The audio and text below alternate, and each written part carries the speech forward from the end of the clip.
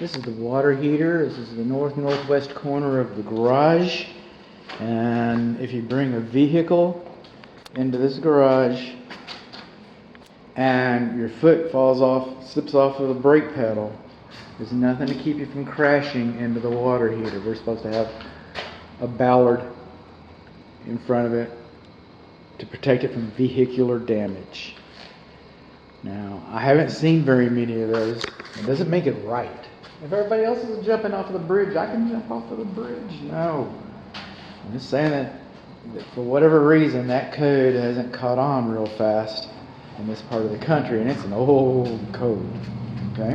What we got here is a 50-gallon gas water heater, new construction, 1 year old. Okay? The water supply piping coming into the water heater is supposed to have the insulation continue down to the union. So we're losing a lot of energy right there, energy that you paid for. You paid for this, all this heat, for this hot water, and it's just escaping into the garage. Okay? Same thing goes with the temperature pressure relief valve. Okay? It's supposed to have, it comes, A.O. Smith ships these with the collar, insulation collar that goes on this. You can touch this, it's hot, hot, hot. You don't need an insulation blanket on this. You touch this, this has been insulated. This hasn't been insulated. This is where all your money's shooting out, all around here and all around those. Okay, now the drain pipe for the temperature pressure relief valve is supposed to have an air gap in it in the same room as the water heater. The garage is a room. Garage is not living space, but it is a room. It is inside. It's inside an inside room. So there's that. It's electronic ignition. We've got our sediment trap. This is our temperature pressure relief valve. You're supposed to test these once a year or so. Make sure they're working good for you.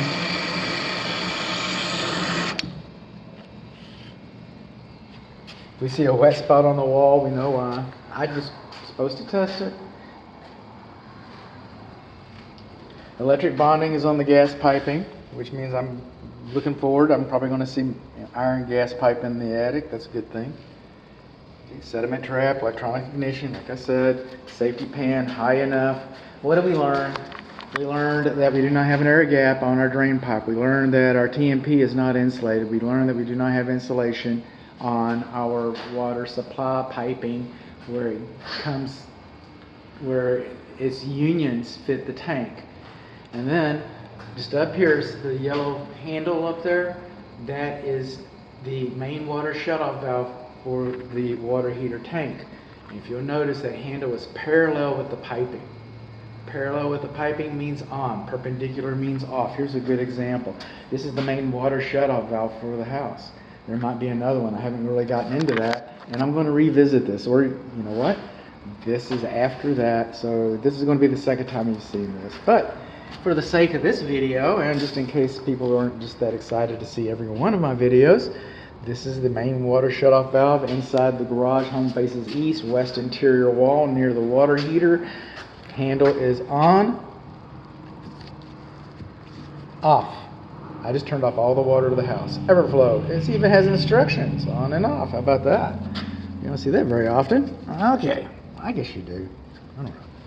So that's the water heater. And where we learned that we're missing a little bit of insulation and a vacuum breaker.